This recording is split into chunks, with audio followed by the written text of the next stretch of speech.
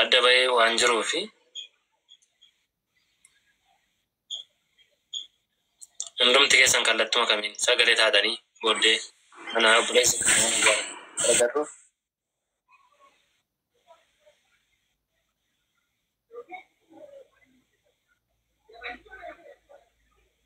Daqiiqaa 20 qoos.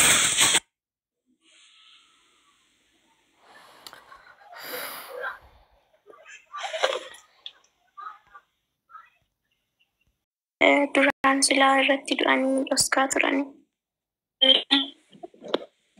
Dubbii maaliif dubbicha nooja barbare malee dura daanduma sirrii ture.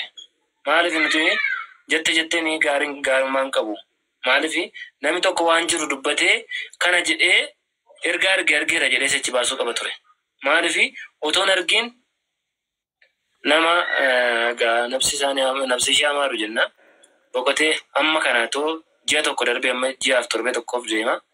Amma kana muruu wanta namni irratti waliin galleef kallattii namni galatti deemu waan dhabeef amma kana turte malee du'uun balaadhuma sanadha.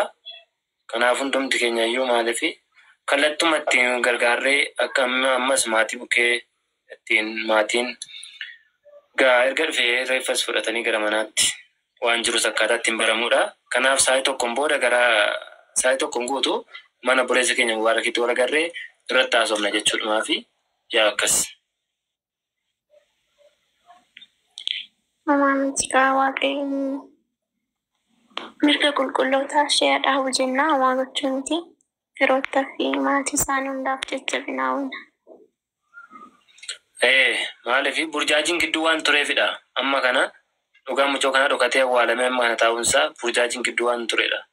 Burjaajicha yaa'u guyyaa waaqayyoon baa wanti kamiyyoo ta'e rakkoo miti.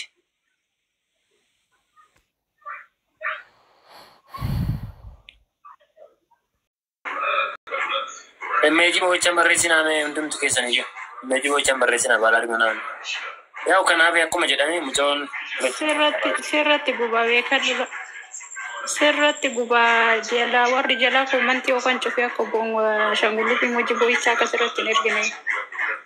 Meeji bochaan ergina. Boochaa sun taane gargaarreetti ishee kana maal ta'e uumamu. Hayyoo yaada keessadha dubbadhu nagaa. Kanaaf obboleettiin keenya akkuma jedhan Saawud Arabiyaatti boqottee waan jirtuuf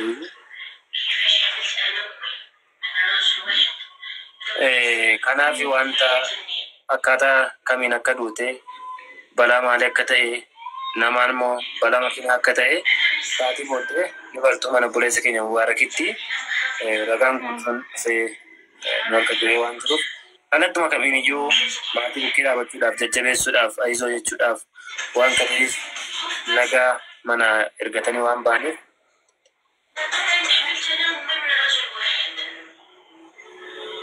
kanaaf hundumti keessatti aljala garuu hagana tagoololuu kanatu namatti dhaga'amaa haa ta'u uumamiti.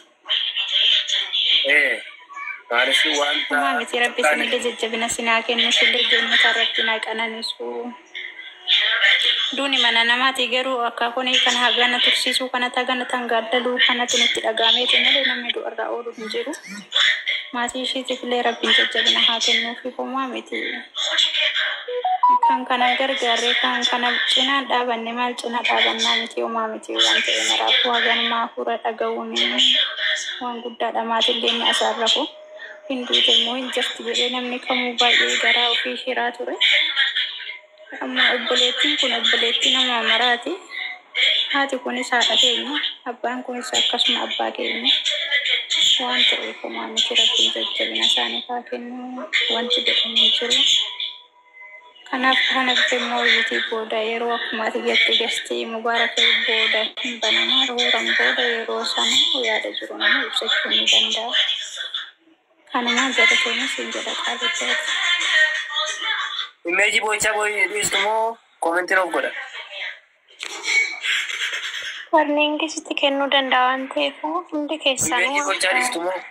meeji akkasii hin kennina. amma mee osoo haga kana yaani yaada tokko kennitanii nu boo wallaalle ashaangulliitii gadi dhiisuu miti booyo osoo jedhani kan hin boonyetamma ashaangulliitii gadi isaa jala deeme maal isin asara yaani irratti gubaa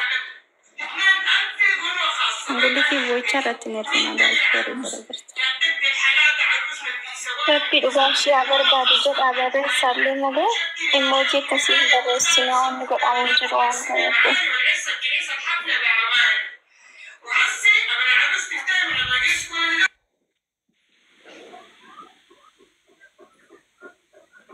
Ya rubada.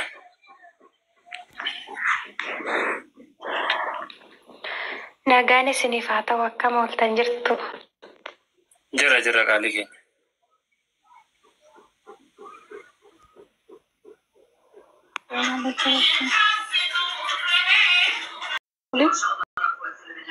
Oromiyaa wanta ramaantu jira garuu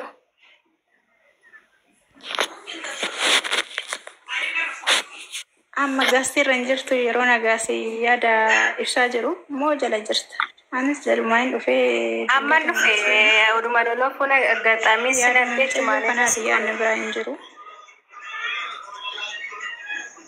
wanti irra gaame hin jiru mitire yaadni yaaduma mucayyoo boqattee kanaati yaadni biraa maal qabna jetteeti garuu amma gaa jechuun anis wanti baay'ee dhaga'ee hin jiru wanti dhageenye kanaan dura walumaan garuu boqatuun ishee dhugaadha haala kamiin akka boqattee iddoo kamitti akka argamte immoo booda mana mubaarakii odeeffannoo fudhachuu ni danda'ama garuu boqachuun ishee dhugaadha boqattee jirti jedhamee jira nagaas yaaduma kana naan ga'e anis yeroo hedduu kana toora miidiyaa irra baay'ee hin jiru ni turkii digadi tuuse moo jilla